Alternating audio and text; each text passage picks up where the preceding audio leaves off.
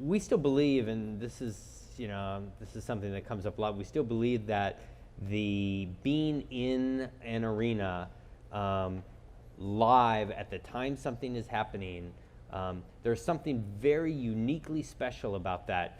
And part of it is the fact that you're everything that I've said, but it's also that it is one of the most immediate ways that you feel like you actively can change the game or affect the game. I mean, when we give those Thunder, you guys know those bumpers that we have?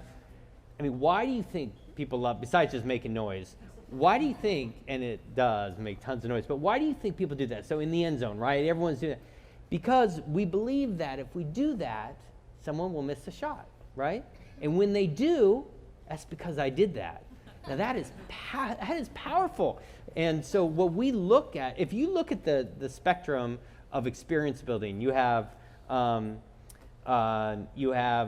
different ways that an experience can come to you. Absorptive experience, which is where the experience goes into you, or immersive experience where you go in to the experience. And then you have active and passive. Well, entertainment has always been in the upper left quadrant, which is passive absorptive experience. You go see a movie, you watch, and it comes into you.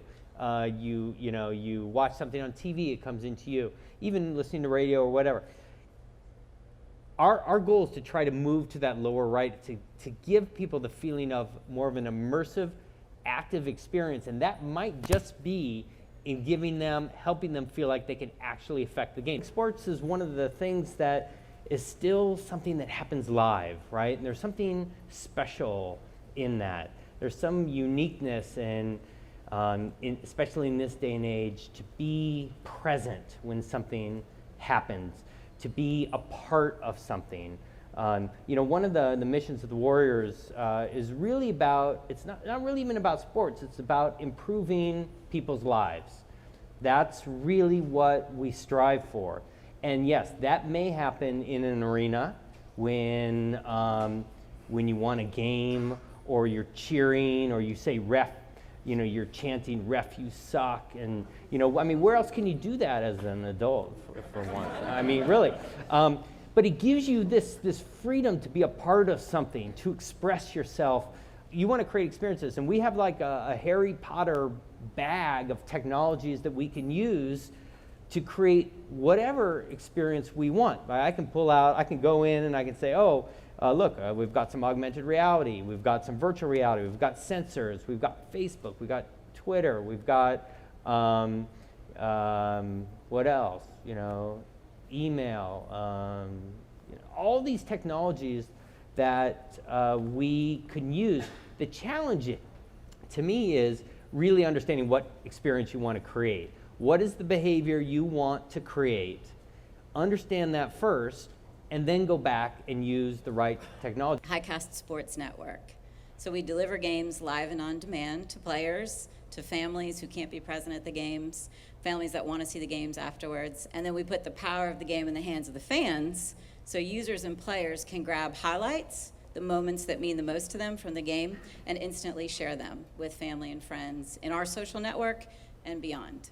For us, over time, the way that technology will help our business is when we can begin to sort of crowdsource a lot of data around these games. So when fans and parents and people who are at the stands to be able to input things like scores and great hits and stats, and so that's when our video data will begin to become increasingly more valuable as fans contribute to that content. When you go to Rio next month, what will the role of technology will be for you as a fan?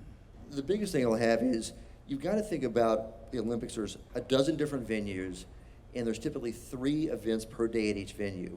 And you don't know who's playing where a lot of times. You don't know Kerry Walsh is going to be playing beach volleyball that afternoon. So just the dissemination of information, and also logistically how to get around a city. Mm-hmm. But there are so many events that go on during the Olympics, especially the first week to 10 days, that just having information available is really becoming invaluable. Yeah, I think your comment about intimacy is really, is really critical, and that's something we think about a lot. A basketball game is relatively intimate compared to, say, potentially a baseball game where you're intimate in distance. right, from the players. I mean, if you're sitting on the court or you're sitting just a few rows up, I mean, you can hear and experience what is going on. The problem is you get 6 rows up, all of a sudden you've lost the sounds of the court. You don't hear the ball except where we mic up the court. You don't hear the banter between the players. You don't hear the ref. You don't hear the squeaks. So we've done tests where we've mic'd up the entire court during a game, captured that content, and in real time delivered that to fans that wouldn't normally hear it, and didn't deliver that to those that do hear it, and it fundamentally changed the experience of the game. The